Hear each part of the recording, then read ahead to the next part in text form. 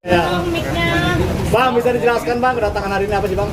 Hari ini menghadiri panggilan polisi, ya, pelapor, saksi pelapor, ya.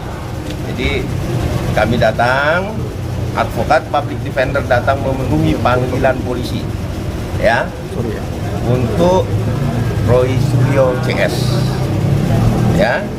Kemudian hari ini kita akan berikan beberapa bukti-bukti, ya, nanti setelah pemeriksaan baru kita bicara lagi apa aja, seperti apa. Pokoknya yang saya sampaikan adalah ini yang paling penting, ya, bahwa ada perilaku yang tidak biasa yang dilakukan oleh orang yang seperti biasanya yang tidak biasa. Artinya ini perilaku-perilaku yang tidak biasa nih di masyarakat kita, bahwa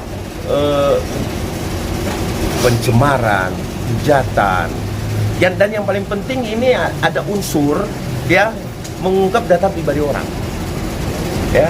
Nah, ini nanti lebih lanjut kami akan menyampaikan kepada penyidik bahwa ini perilaku ini apakah diperkenankan oleh aturan dan perundang-undangan, ya. Nah, jadi ada perilaku yang tidak biasa, yang biasa dilakukan oleh orang-orang yang biasa, yang tidak seperti biasanya, ya, perilaku ini. Sehingga ini perlu betul-betul kita untuk memberikan edukasi, pembelajaran terhadap masyarakat Indonesia bahwa demokrasi hukum di Republik ini tidak boleh terkebiri dengan hal-hal yang perilaku yang tidak biasa-biasa saja. Oke? Bawa bukti apa aja Pak dalam pemeriksaan Nanti kita lihat apakah ini diterima buktinya, ya. Nah, kita akan sampaikan nanti setelah kami lakukan hubungan kepada penyidik, ya. Silakan Pak Ketum. Oke, jadi hari ini kita, ya, sebagai warga negara yang baik, kita datang dipanggil dengan baik memberikan keterangan. Jadi semua keterangan kita akan berikan yang terbaik. Kita akan buktikan bahwa apa yang kita beri adalah benar dan tepat. Dan saya yakin bahwa proses hukum tidak akan bermain-main. Semua akan berjalan dengan baik.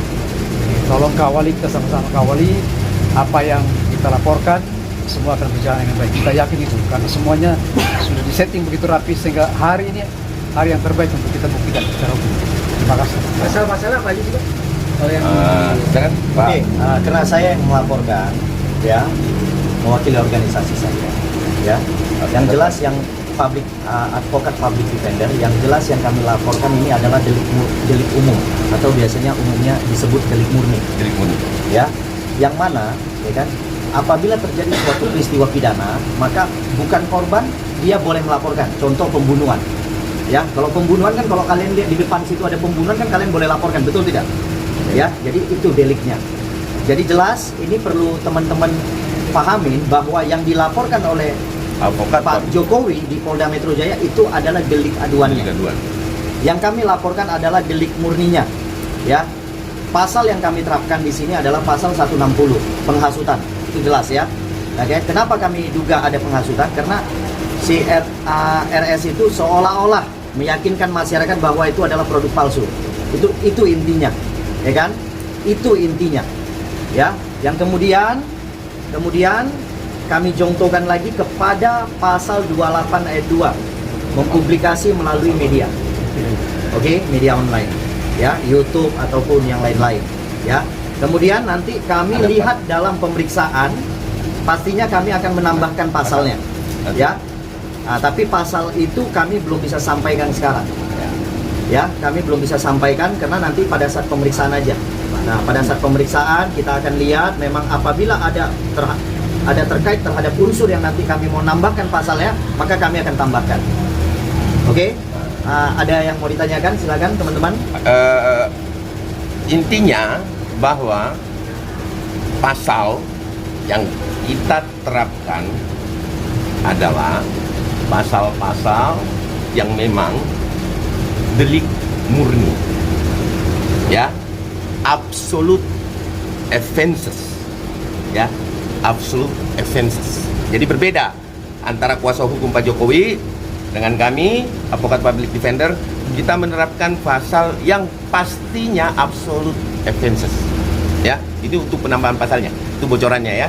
Tapi nanti kita akan sampaikan setelah perkembangan pemeriksaan. Pak, Oke, ada lagi? tapi dalam laporan ini apakah sudah sowan ke pihak atau ke Pak Jokowi sendiri Pak terkait laporan ini? Nah, ini pertanyaan bagus, nanti yang jawab ketua umum tuh. Nah, Berarti itu rencananya tuh Pak, biasanya. Berarti rencananya kapan, seperti Pak? apa tuh?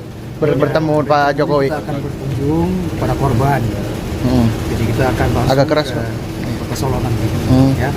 Stop, Sabar menanti, semua kita akan berikan informasi yang tepat. Ini Itu aja ya. Dalam waktu Pertemuannya Bukan hari kapan ini Pak? pertemuan sama Jokowi, bukan Jokowi. Nanti Pak Ketum kita akan Kita akan mengatur waktunya. Pastinya kita akan Atur waktunya Yang karena pastinya gini, sudah lakukan komunikasi. ya, komunikasi sudah terjalin, cuman kita atur waktunya karena kan LBH itu ya, kalau LBH ataupun ada sesuatu yang sifatnya kasusnya itu adalah absolute offenses, maka memang wajib setiap setiap penegak hukum itu wajib berkunjung kepada korban, tidak harus kuasa hukumnya.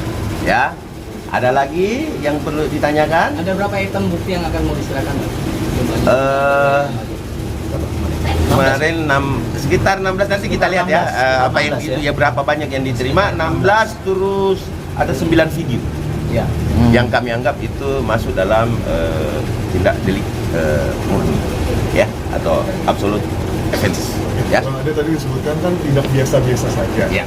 Nah, memang dampaknya apa Bang? Buat mungkin di sini melihat masyarakat, mungkin dari Peradi Bersatu sendiri dan mungkin dari kawan-kawan advokat. Nah, ini menarik. Ini saya suka nih pertanyaan ini. Nah, jadi gini, pertanyaannya masuk semua nih. Jadi kenapa ada apa sih dampaknya?